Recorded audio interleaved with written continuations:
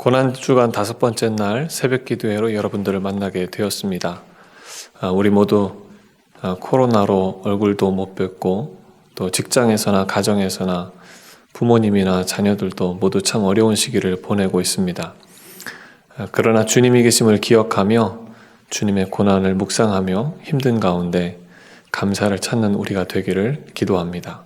우리 다 같이 묵도하시겠습니다. 사랑하는 자들아, 하나님이 이같이 우리를 사랑하셨은즉 우리도 서로 사랑하는 것이 마땅하도다. 어느 때나 하나님을 본 사람이 없으되 만일 우리가 서로 사랑하면 하나님이 우리 안에 거하시고 그의 사랑이 우리 안에 온전히 이루어지느니라. 그의 성령을 우리에게 주심으로 우리가 그 안에 거하고 그가 우리 안에 거하시는 줄을 우리가 아느니라. 아버지가 아들을 세상의 구주로 보내신 것을 우리가 보았고 또 증언하노니 누구든지 예수를 하나님의 아들이라 시인하면 하나님이 그의 안에 거하시고 그도 하나님 안에 거하느니라. 하나님이 우리를 사랑하시는 사랑을 우리가 알고 믿었노니 하나님은 사랑이시라. 사랑 안에 거하는 자는 하나님 안에 거하고 하나님도 그의 안에 거하느니라. 아멘. 우리 다 같이 찬송가 304장 그 크신 하나님의 사랑 찬양 드리겠습니다. 304장입니다.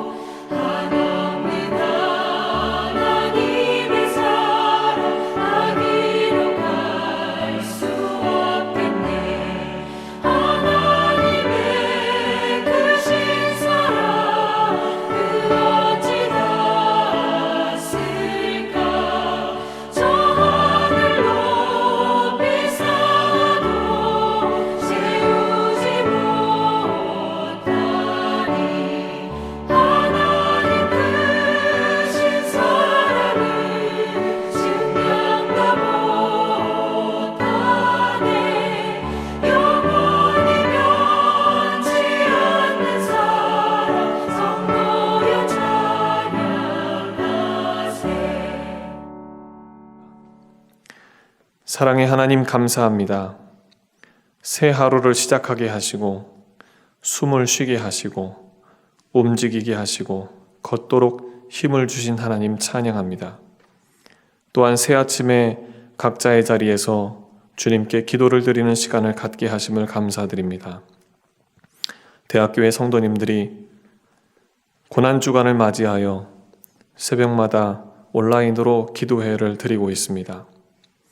주여, 각 처소에서 기도를 드리는 두 손과 몸짓과 간절한 심정을 받아 주시옵소서. 주님, 우리가 곤고한 중에 있습니다. 우리를 긍휼히 여겨 주시옵소서. 곤고할 때 자신을 돌아보게 하시고 또 주님을 찾게 하시고 주님이 슬퍼하시는 우리의 삶이었다면 회개의 자리로 나아가 주님과의 관계를 회복하는 저희가 되게 인도하여 주시옵소서. 그리하여 주 안에서 인격적 교제와 만남을 회복하며 기뻐할 수 있는 은혜를 베풀어 주시옵소서.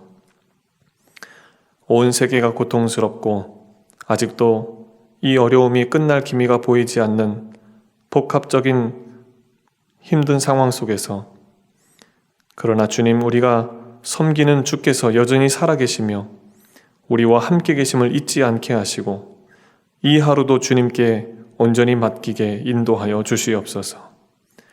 오늘도 주님과 함께 걷게 하시고 주님의 인도하심을 구하며 살아가도록 성령께서 도와주시기를 간절히 바라오며 우리 주 예수 그리스도의 이름으로 기도하옵나이다. 아멘. 오늘 우리에게 주시는 하나님의 말씀은 요한복음 3장 16절의 말씀입니다. 요한복음 3장 16절의 말씀, 저와 여러분이 함께 말씀을 합독하시겠습니다. 하나님이 세상을 이처럼 사랑하사 독생자를 주셨으니 이는 저를 믿는 자마다 멸망치 않고 영생을 얻게 하려 하심이니라. 아멘. 김용택이라는 시인이 사랑이라는 제목의 시집을 엮어서 내었습니다. 오래된 시인데요. 그 시를 엮으면서 후기를 남겼는데 그 후기의 일부가 또한 아주 시적인 표현이 있어서 그 시를 한번 읽어드리기를 원합니다. 사랑은 스스로 길이 되고 사랑은 스스로 벼랑이 되고 사랑은 이 세상의 모든 이름이고 사랑은 이 세상의 모든 말이다. 우리네 삶은 아직도 목맥에 불러야 할 이름이 많고 우리들이 사는 세상은 아직도 목이 터져라 외칠 말들이 너무 많은 것이다. 아, 종잡을 수 없는 격정의 소용돌이여, 느닷없는 회오리 바람이여, 번개처럼 왔다가 번개처럼 가버리는 그 찰나여, 사람들아, 사랑은 기도와 같나니 사람이 사랑이 아니고 그 무엇으로 저문 강가에 나무처럼 서서 하루를 살까. 제가 지난주에 한 번은 새벽 4시 넘어서 집에 간 적이 있습니다. 그러니까 집에 가면 아이들이 잘 때 웬만하면 제가 기도해주고 잠자리에 드는데 그걸 못하고 새벽 4시에 가니 아이들이 조금 아쉬웠는지 투정을 부리고 잤다고 얘기를 들었습니다. 그래도 그날이 이제 주일인지라 우리가 온라인으로 예배를 드리고 있는 상황이어서 저도 좀 늦게까지 11시까지는 여유가 있으니까요. 잠을 늦게까지 잤습니다. 애들은 이제 8시, 9시면 깨서 돌아다니는데 엄마가 설명을 하는 거예요. 아빠가 어제 새벽 4시에 들어와서 자고 있으니까 조용히 하라고. 그걸 제가 잠결에 들었습니다. 애들이 그 이야기를 듣고 발걸음도 살살하고 말도 조용조용히 하고 하는데 제가 잠을 더 못 자겠더라고요. 그런데 그때 부모님 생각이 나는 겁니다. 우리 어머니는 얼마나 힘들었을까. 늘 삶이 고달팠고 외로웠고 가난했고 그러나 자식에게는 그런 티를 내지 않으려 했던 삶의 역경을 어떻게 살아오셨을까 하니 참 가슴이 아프더라고요. 목회도 아버지께서 어려운 지역 개척만 골라 하시면서 아버지는 그렇게 본인의 사명이라고 하시면서 밀고 나가시지만 어머니는 아버지의 뒤를 따라가기도 힘든데 어떻게 그걸 견디며 우리를 키우셨나 생각하면 눈물이 납니다. 이제 좀 철이 드나 보죠. 얼마나 아팠을까. 근데 제가 어릴 때는 그 엄마의 마음을 잘 몰랐습니다. 엄마가 얼마나 외롭고 쓸쓸하고 힘들었는지, 목사의 사모로 일평생 살면서 자기 인생을 살지도 못하고, 저희 어머니 성함이 윤명자 옥자이신데 참 이쁜 이름인데 그 좋은 이름도 누구에게 제대로 불려보지도 못하고 누구 목사의 사모, 누구의 엄마로 사시면서 자기를 다 불태워 버렸습니다. 제가 참 불효자이죠. 그런 엄마의 마음을 전혀 이해 못하고 엄마가 왜 아픈지도 전혀 알아주지도 못했습니다. 그리고 엄마가 해주는 사랑은 당연하다고만 여겼습니다. 오늘 요한복음 3장 16절을 보니까 하나님이 세상을 이처럼 사랑하사 독생자를 주셨으니, 사실 이 말씀은 우리가 입만 열면 나오는 말씀이죠. 그래, 하나님이 우리를 사랑하셨지, 십자가에 죽으셨지, 날 위해 죽으셨지, 그냥 그렇게 평범하게 아무 생각 없이 아무 감정 없이 그렇게 말하고 맙니다.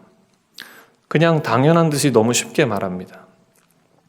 저도 목사로 살면서 얼마 되진 않았지만 하나님의 사랑이 당연하다고 생각을 했습니다. 근데 요즘엔 이처럼 사랑하사 하는데 이 속에 굉장한 하나님의 아픔이 느껴지는 겁니다. 로마서 2장 4절에 하나님의 인자하심과 용납하심과 길이 참으심이 풍성함을 멸시하느냐. 내가 하나님의 사랑을 받는데 익숙해진 나머지 하나님의 아픔을 몰라요. 나 때문에 얼마나 길이 참으시고 인내하시고 또 용납하시는지, 그렇게 참으시는지 잘 모릅니다. 원래 그런 게 엄마고 원래 그런 게 하나님이지, 원래 예수님이 그런 건지 그러고 맙니다. 근데 예수님의 제자들도 그랬습니다. 여러분 잘 아시는 마가복음 10장 37절에도 보면 주의 영광 중에 우리를 하나는 주의 우편에 하나는 좌편에 앉게 하여 주소서, 이렇게 합니다. 세베대의 아들 야고보와 요한이 주님께 청탁한 내용이지요. 근데 이 말을 한 때가 언제냐면 마가의 진술에 의하면 예수께서 대제사장들과 서기관들에 의해 고난을 받으실 것, 즉 이방인에게 넘겨주겠고 능력을 받고 침뱉으며 채찍질을 당하고 죽임을 당할 것이라고 예고하신 바로 뒤에 일어난 일입니다. 그리고 예수님께서는 지금 마지막 고난을 받고 십자가를 지시기 위하여 예루살렘으로 올라가는 중입니다. 이런 와중에 야고보와 요한이 이런 요구를 하고 나왔다는 것은 참 이해하기 어려운 일이죠. 예수님은 고난당하고 죽임을 당한다고 말씀하셨지만 제자들은 자기들이 얻을 영광을 놓고 자리다툼을 하고 있는 것이죠. 이들은 고난과 죽음은 듣지 않고 3일 만에 살아난다는 말만 기억했기 때문인지 모르겠습니다. 근데 예수님은 이렇게 말씀하십니다. 너희는 너희가 구하는 것을 알지 못하는도다. 너희는 내가 마시는 잔을 마실 수 있으며 내가 받는 세례를 너희가 받을 수 있느냐, 이렇게 말씀하세요. 예수님 굉장히 답답해 하시는 듯 느껴집니다. 마가복음 8장 25절부터 예수님은 자신의 십자가와 부활에 대해 계속해서 제자들에게 말씀해 오셨습니다. 그러나 그 제자들은 오직 한 가지에 잡혀 있습니다. 곧 자기들이 받을 영광에 대한 생각뿐입니다. 예수님이 말씀하신 잔을 마신다 하는 말은 하나님으로부터 분리되는 신적 심판, 그 심판에서 마셔야 하는 고통의 잔을 말합니다. 세례는 고통 속에 깊이 잠기는 이미지를 보여주죠. 고난과 죽음의 이미지입니다. 그런데 두 제자는 아무것도 모른 채 오로지 영광에 집착해 있습니다. 지금 이 흐름상에서 마가는 예수님께서 변화산에서 내려오셔서 갈릴리 가버나움에 잠시 들렀다가 곧바로 예루살렘으로 올라가시는 것으로 기록을 하고 있습니다. 가버나움에서 예루살렘으로 가는 길목에 여리고에 잠깐 들어가시는데 제자들이 거기서도 따르고 또 무리들이 따르고 있습니다. 그런데 예수님은 고난의 길을 혼자서 걸어가시는 그 길을 가고 있는 것이죠. 그러던 중 예수께 반가운 사람이 등장합니다. 소경 바디메오입니다. 그 바디메오는 보기를 원했습니다. 나사렛 예수가 동네에 오셨다는 소리와 예수가 보인다는 소리를 듣고 주변 사람들이 말했겠죠. 다윗의 자손 예수여라고 부르짖었습니다. 그리고 눈을 결국에는 떴고 그는 옷을 벗고 예수의 제자가 되었습니다.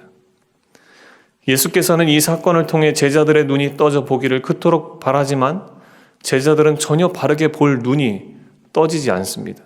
왜냐하면 여전히 자기 생각, 자기 욕심으로 꽉 차 있기 때문입니다. 요한복음 9장 41절에서 예수님께서 이런 말씀을 하셨습니다. 너희가 차라리 맹인이 되었더라면 죄가 없으려니와 본다고 하니 너희 죄가 그대로 있느니라. 9장 39절에는 내가 심판하러 이 세상에 왔으니 보지 못하는 자들은 보게 하고 보는 자들은 맹인이 되게 하려 함이라. 물론 이 말씀은 제자들에게 직접적으로 하신 말씀은 아닙니다. 그러나 곁에서 듣고 있는 제자들에게 전하고픈 메시지였을 것입니다. 제자들의 눈은 아직도 자기 욕심의 안경으로 계속 보고 있다는 그 안타까움에 예수님께서 우회적으로 표현을 하신 것이라 해도 무방할 것입니다. 예수님이 돌아가시기 전 목요일 저녁 만찬을 하신 후에 감람산으로 가셨습니다. 만찬이라면 좋았을 분위기가 예상되지만 6월절 식탁 분위기는 예수님의 한마디로 흔들리기 시작했습니다. 너희 중 한 사람 곧 나와 함께 먹는 자가 나를 팔리라. 예수님은 가룟 유다가 배신할 것도 눈치를 채고 있었습니다. 그러나 이 말은 예수님 자신을 팔 자가 누구인가를 적시하려고 하는 말이 아니라 그의 범죄가 얼마나 무서운가를 지적하는 말입니다. 즉 배반자는 바로 12 중에 한 사람이요 그 사람은 바로 그 자리에서 함께 먹고 있는 사람이라고 밝힌 것이죠. 제자들은 근심하여 차례로 나는 아니지요 하고 묻기 시작을 했고 유다도 거의 끝 무렵에 나는 아니지요 그렇지요 하고 묻습니다. 유다의 질문에 예수님은 떡 조각을 그에게 던져주며 대답을 하고 맙니다. 그리고 분위기가 좋지 않아서 그랬는지 아니면 피곤해서 그랬는지 3명의 제자만 남고 나머지는 예수님과 헤어집니다. 그렇게 만찬을 하신 후 감람산으로 가셨습니다. 유대인들은 6월절 식사 후에 시편을 노래합니다. 제자들도 아마 노래하면서 감람산으로 올라갔을 것입니다. 그런데 감람산으로 가는 도중에 예수님께서 그들에게 들려준 첫 마디는 이런 말이었습니다. 너희가 다 나를 버리리라. 세번역 성경에는 모두 걸려 넘어질 것이다 이렇게 번역을 했습니다.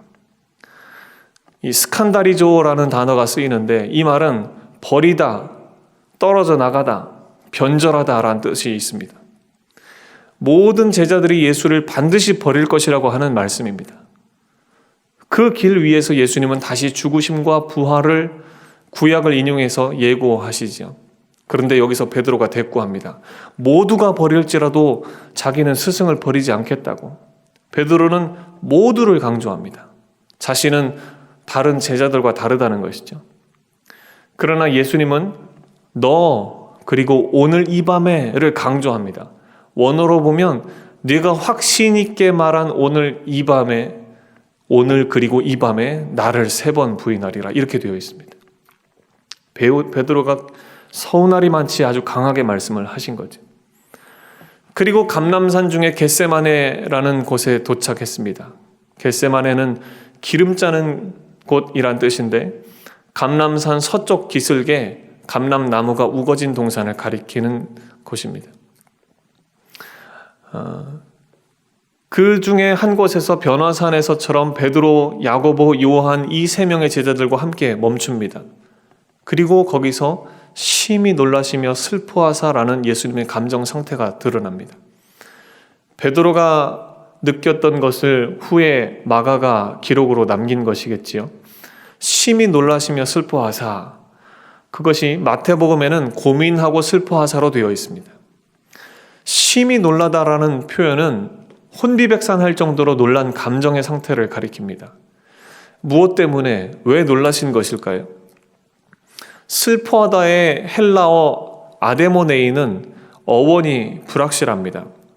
혹자는 아데모스란 이 형용사에서 왔다고 하는데 이 말은 집이 없는 또는 집에서 멀리 나가 있는 것을 뜻한답니다. 아마도 안정을 취하지 못하고 느끼는 극심한 불안을 뜻한다고 여겨집니다. 이 단어는 빌립보서 2장 26절에서 바울이 에바브로디도에 대해 사용하는데 동요되다라는 말로 번역이 됩니다. 즉 어떤 길로 가야 할지 갈피를 잡지 못하다는 뜻이죠.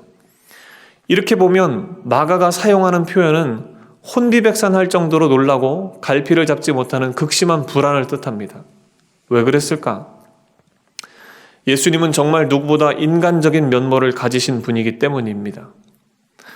예수님은 여기서 자신의 감정을 그대로 전합니다. 내 마음이 심히 고민하여 죽게 되었으니 너희는 여기 머물러 깨어 있으라. 극도의 슬픔을 나타내며 하는 말이 거의 이 죽게 된 것을 의미하는 그런 표현들이죠. 지금까지 성경에서 누구의 감정을 이처럼 극도로 표현한 적이 거의 없습니다. 그렇게 예수님은 새 제자들에게 그들이 기도할 장소를 친히 정해주시고 기도하라고 하셨습니다. 그리고 주께서는 조금 더 나아가서 엎드려 기도하셨습니다. 예수님은 겟세마네에서 기름 짜는 곳에서 땀방울이 핏방울이 되도록 기도하십니다. 인간의 모습으로 이 땅에 오셔서 인간의 약함을 이기려고 힘쓰시는 모습, 또한 하나님의 아들로서 인간들로부터 오는 고통을 이기시려고 온갖 힘을 다 쓰시는 모습을 봅니다. 그리고 이 기도가 끝나면 예수님은 십자가를 지고 골고다 언덕길을 외롭고 고독한 길을 가실 것입니다.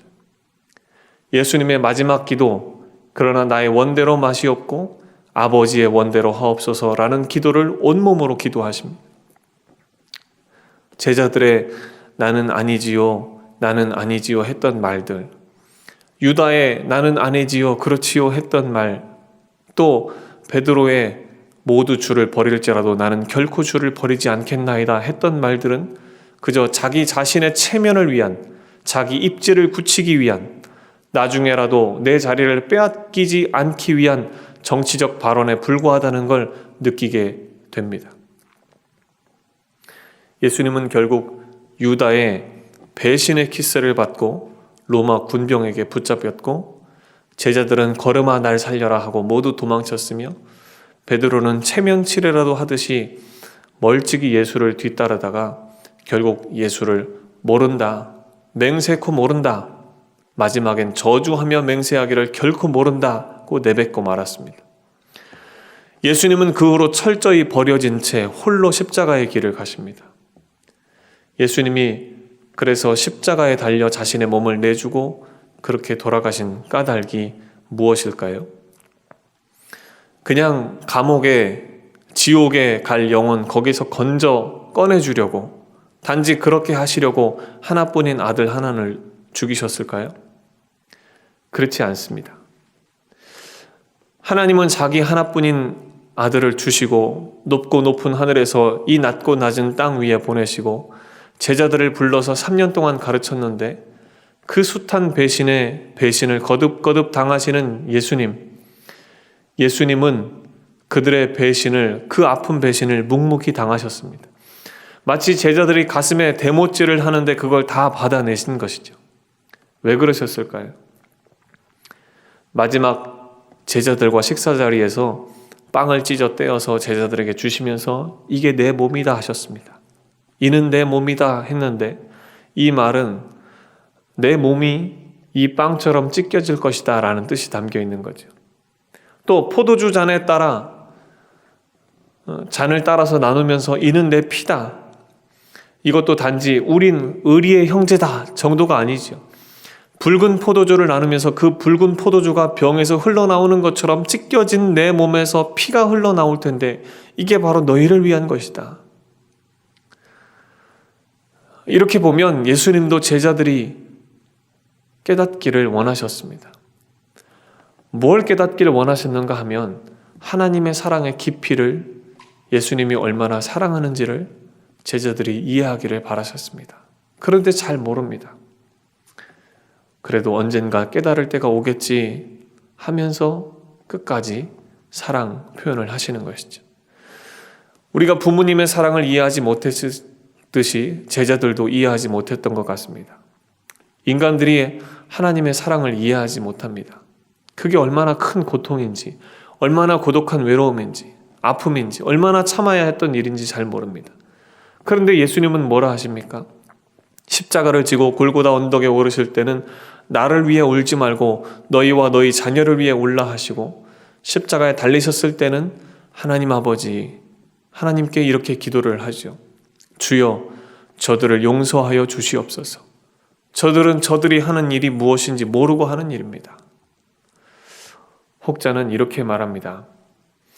예수와 제자들이 최후의 만찬을 통해 살과 피를 나누며 서로 계약, 언약을 했다면 십자가 사건은 일방적인 언약, 계약 사건이다. 인간 편에서 준수해야 한다는데 근거를 둔 언약이 아니라는 거죠. 전적으로 하나님의 희생에 의존한 언약이라는 것입니다. 예수가 흘린 피에 의존하는 것, 그것은 오로지 사랑에 의존하는 것입니다. 구약에서는 하나님을 사랑하고 이웃을 내 몸과 같이 사랑하라고 합니다. 그런데 예수님이 이 말씀이 옳다고 하셨지요. 그런데 이후에 그렇게 말씀을 하십니다. 새 언약을 너희에게 주노니 서로 사랑하라.